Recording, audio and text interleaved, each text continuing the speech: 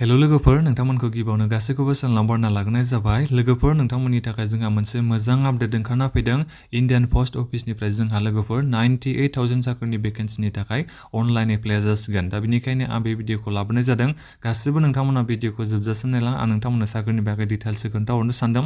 फुल एडभार्टाइजमेन्टआ माला फैगोननो जोंहा लोगोफोर जोंहा फुल एडभार्टाइजमेन्टआ जानुवारिनि 23 थारिखआव ओंखारना फैगोन आरो बेजों लोगोसे फरायनाया बेसेबां जानांगोन, बैसोआ बेसेबां जानांगोन, सेलेक्सन प्रसेसआ माबोरै जागोन पुरा डिटेल्सखौ नोंथांमोना मिथिनो थाखाय गासिबो भिडिअखौ जोबजासिम नायलां।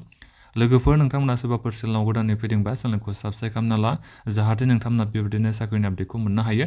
लोगोफोर जोंहा माने बे 23 जानुवारियाव फुल एडभार्टाइजमेन्टआ ओंखारना फैगोन। बिनि बागै जोंहा नटिस ओंखारना फैदों। आं बेखौ गिबियाव नोंथांमोननिसिम खोन्थाहरनो सानदों। जोंहा जानुवारिनि 6 थारिखआव बे नटिसआ ओंखारना फैदों government of India ministry of communication बिनिफ्राय। दा बे माखासे खोथाफोरखौ बेहाय बिथांमोना लिरनानै होदों। आं बेफोरखौ नोंथांमोननिसिम फरायनानै खोन्थाहरलिया। दायो आं नोंथांमोननिसिम खोन्थाहरनो सानदों मेन खोथाखौल'। दा बेहाय नोंथांमोना नायनो हागोन जोंहा अनलाइन नटिफिकेसन माने फुल एडभार्टाइजमेन्ट साख्रिनि फुल नटिफिकेसनखौ जोंहा जानुवारिनि 23 आव बिथांमोना होगोननो। दा बेनिखायनो नोंथांमोना नेनो नांसिगोन आरो बेजों लोगोसे नोंथांमोना सोंथि जाखांदों जानांगौ गोसोआव जेनेबा जोंना एडभार्टाइजमेन्टआथ' 23 जानुवारियाव ओंखारना फैगोन नाथायबा जोंनि बे साख्रिनि एप्लाइ मालानिफ्राय जागोन। नोंथांमोना जेब्ला फुल एडभार्टाइजमेन्ट फैगोन ना अब्ला नोंथांमोना मिथिनो हागोन आरो बेहाय डेट होनाय थागोन आरो जोंहा अनलाइन एप्लाइआ बेनिफ्राय जागोन होननानै।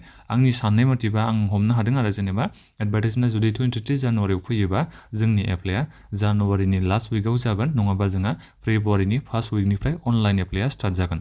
दा बेखौ नोंथांमोना गासिबो मिथिबाय जानांगौ एडभार्टाइजमेन्टआ माला फैगोन बेफोरनि बागै।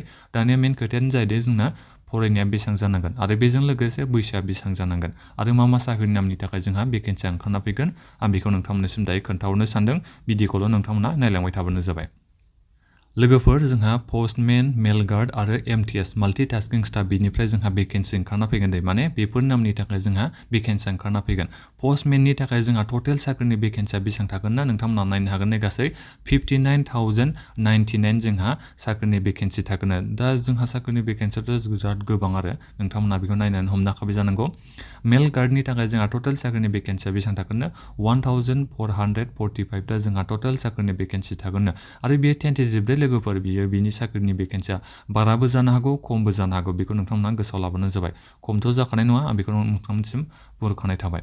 माल्टि टास्किं स्टाफ MTS जायखौ जोङो बुङो दै MTSनि थाखाय जोंहा टटेल साख्रिनि भेकेन्सिया 37,539 जोंहा टटेल साख्रिनि भेकेन्सिया थागोन दै। अब्ला जोंहा बेहाय टटेल साख्रिनि भेकेन्सिया बेसेबां जाहैगोन 98,083 जोंहा टटेल साख्रिनि भेकेन्सि दङ। माने हमना लाबानो जाबाय जोंहा 1 लाख साख्रिनि भेकेन्सियाथ' फैखागोन जोंहा बे इन्डियान पोस्ट अफिसनिफ्राय। आरो बेजों लोगोसे फुल एडभार्टाइजमेन्टआ फैनाय लोगो लोगोनो नोंथांमोना आरोबाव माखासे आपडेटखौ मोननो हाबावगोन जेनेबा पस्टमेन, मेल गार्ड, माल्टि टास्किं स्टाफनि अनगायैबो आरोबाव गुबुन भेकेन्सि ओंखारना फैबावगोन दै नोंथांमोना बेखौ गोसोआव लाबानो जाबाय। दा बिनिफ्राय फैदो जोंहा मानि थाखाय एसेबां साख्रिनि भेकेन्सि फैदों बेखौ नोंथांमोना सानदों जानांगौ। आं बेखौ नोंथांमोनसिम एसे बुंहरनो सानो। नोंथांमोनाथ' मिथिखाबाय जानांगौ जोंहा सेन्ट्रेल गभर्नमेन्ट माने मदि गभर्नमेन्टआ दाख्लैबावै एनाउन्स खालामदोंमोन बिथांमोना 10 लाख साख्रिनि भेकेन्सि होननानै। दा बेखौनो बिथांमोना होथारनांगोन। इलेक्सनाथ' जोंहा 2024 माने खालमासि जोंहा इलेक्सन जागोन नालाय। दा बेनिखायनो बिथांमोना बेफोर गासिबो भेकेन्सिखौ बिथांमोना फिलआप खालामनो नाजागोन। दा नोंथांमोननि थाखाय बे मोनसे मोजां सुबिदा जाबाय आरो नोंथांमोना जाहाथे एग्जामफोरखौ मोजाङै होनानै साख्रिखौ लानो हायो बे समावनो। दा बिनिफ्राय फैदो जोंहा मेन खोथायानो जाहैबाय पस्टमेन साख्रिनि थाखाय जोंनि फरायनाया बेसेबां जानांगोन, मेल गार्डनि थाखाय साख्रिनि भेकेन्सिया साख्रिनि थाखाय जोंनि फरायनाया बेसेबां जानांगोन, MTSनि थाखाय फरायनाया बेसेबां जानांगोन बेखौ खोन्थाहरनो सानदों। जोंनि बे पस्टमेन साख्रिनि थाखाय जोंनि फरायनाया मेट्रिक पास नङाबा हायार सेकेन्डारि पासनिफ्राय नोंथांमोना एप्लाइ खालामनो हागोन दे।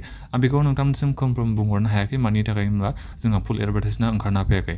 जायखिजाया बे मेट्रिक पास नङाबा हायार सेकेन्डारि पास बिथांमोना एप्लाइ खालामनो हागोन आरो बेजों लोगोसे ड्राइभिं लाइसेन्स थानाय बिथांमोनाबो बे साख्रिनि थाखाय एप्लाइ खालामनो हागोन दे। पस्टमेननि थाखाय बेखौ नोंथांमोना गोसोआव लाबानो जाबाय माने ड्राइभिं लाइसेन्स नांनायफ्रासो एप्लाइ खालामनो हागोन बेफोरबायदिबो जानो हागौ। आं बेखौ दा नोंथांमोनसिम फिक्स बुंहरनो हाया।